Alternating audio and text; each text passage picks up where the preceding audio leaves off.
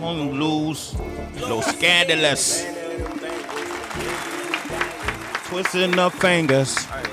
Sway in the morning, Shade 45. Quincey White, man. The project is the 7th. It's available tomorrow, but you could order it today. I like it because it's honest and truthful, and it's almost therapeutic, and it's self-therapeutic in a sense.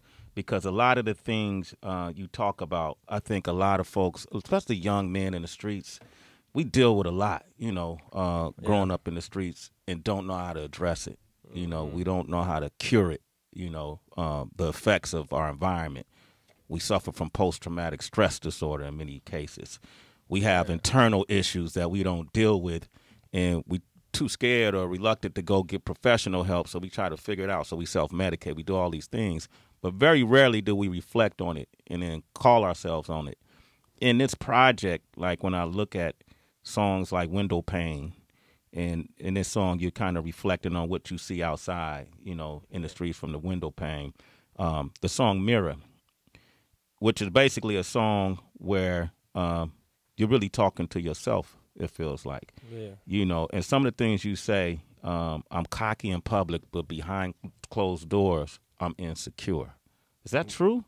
Yeah, I mean, sometimes. I'm paraphrasing, but, is that true? Yeah, sometimes. I'm not saying I'm an insecure dude, but, I have moments where I'm insecure, you know what I mean? About and what? Question myself. Like? Just everything, you know what I'm saying? When you are like, just like how I'm up here right now, you know what I'm saying? Everybody like, oh, man, you're doing so great, you know what I'm saying? And then I'm like, shit, I'm not doing, you know what I mean? Like, it's just like certain things that I battle with, you know what I mean, by myself, that people don't know.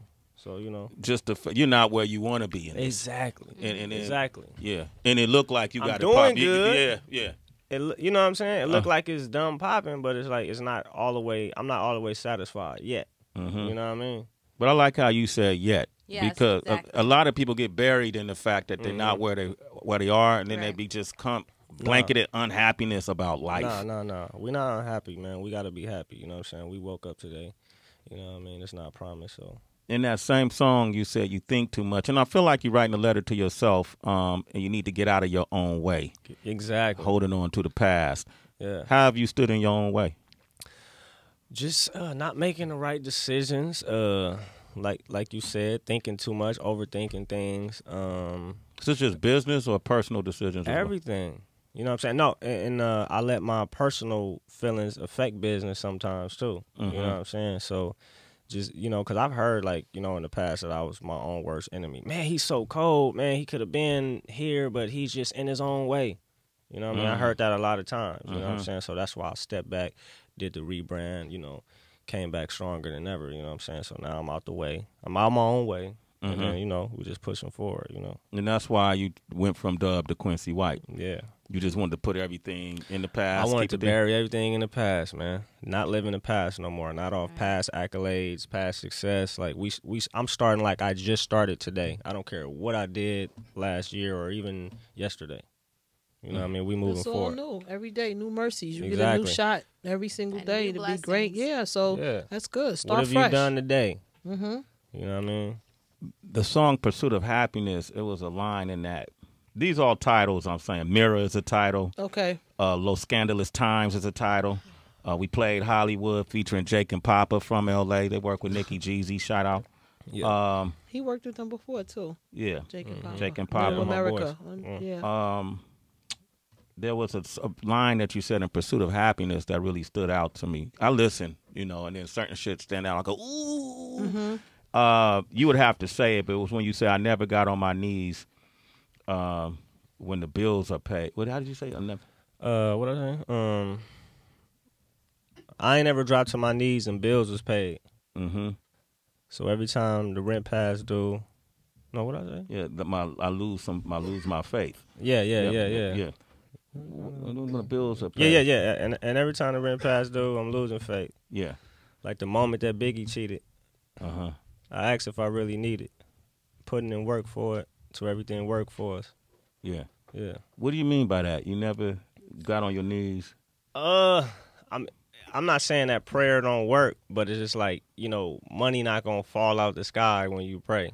You know what I'm saying? Like literally, like I'm saying like in the literal sense, like it's not gonna fall out the sky. You still gotta pray, and give it to God, but you still gotta work for it. Yeah. Because people think praying Facts. and just sitting back, like that's gonna work. Faith without works, basically. You gotta have faith and you gotta work. Yeah, you can't just pray to God like, yo, turn my light on. No, you gotta get up and hit the switch too. You know, you gotta get things activated. It's interesting. We had a conversation with Walker yesterday, and he was speaking about content and music and what as far as his experiences go, what has worked and what hasn't. And when you being positive, there's only enough room for those who do it or those who do it great to do it. But let me ask you, because we watched your music. Your music is reflective of your life and your surroundings. And a lot of what you're saying, like when you said the song Graveyard or The Pen, you said that most of my homies have died or died inside. Yeah. Meaning inside of themselves? Inside of themselves.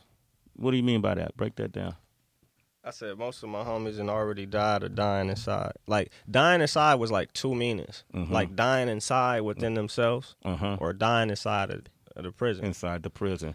How have you seen people die inside themselves? How Giving up.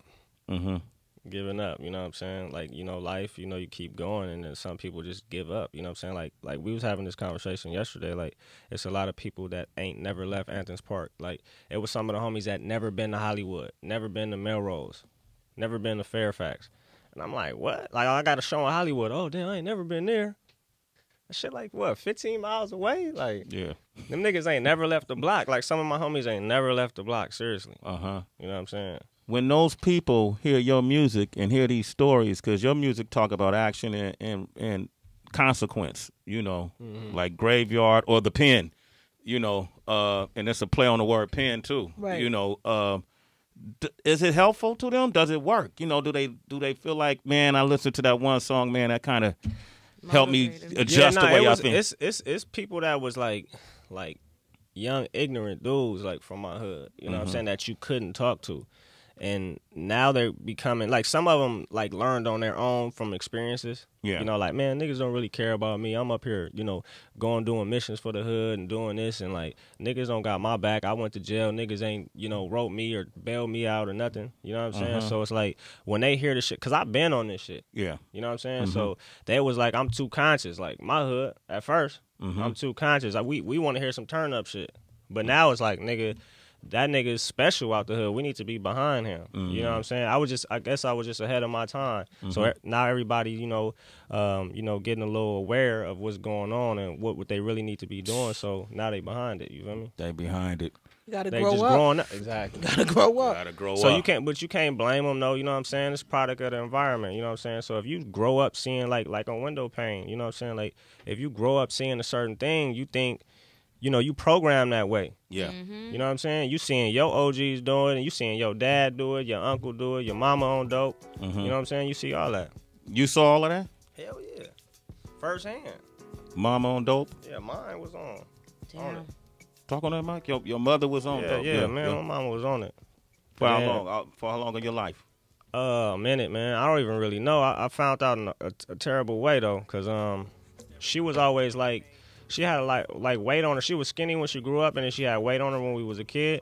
And then, you know, she left my dad, and then she came to see us, and she was like skinny. And I'm like, Mama, why you so skinny? She like, oh, I was working out, you know. And I'm like, and then we just looked at her. We started tearing up because we know it wasn't from working out. You know what I'm saying? So, and then there was a point in time where before she got on it, you know, I was selling it at a time, and then she was coming down.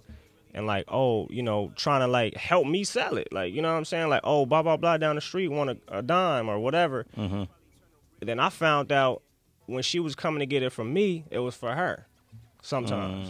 So you were selling your mother drugs. Yeah. And that made me stop, like cold turkey. I didn't give a fuck what I had in my pocket. And I didn't have a backup plan to make money. So when I found that out, I stopped. I'm like, I'm never doing that shit again. Just like the same thing with pimping. I was doing that for a minute, and then when I found out I was having a daughter, I was like, I'll never do that shit again. It was good money. I was making $1,000 a day, like for like months straight. Then I was like, it just didn't feel good, and they had me out the studio for a long time. So my homie called me, Baker man, like, bro, when you gonna get in the studio? I know you making money, bro, but this is what you do. Yeah, don't fall off that, dog. And then I was in the car. I'm like, dog, you right, my nigga. And the same shit, I stopped cold turkey. The girl hit me like, oh, when we going? You know, I'm like, man, go fuck with somebody else. I'm good. That's how you got rid of it? Literally. Yeah. Shit, you need a part on the Deuce right now. Call somebody over at HBO, man. Nah, seriously. A nigga life a movie, man. Yeah, like, for real. Yeah. Wow. Quincey White, ladies and gentlemen. The project is the 7. I want to play, I kind of want to play that window pane. You can play it. I can play that? Let's play that window pane. Window to look out, serving 25 to life for that nigga I took out. Yeah, that same dude that robbed me for my pack. Seen him here. It's Sway in the morning, only on Shea 45. Kilo.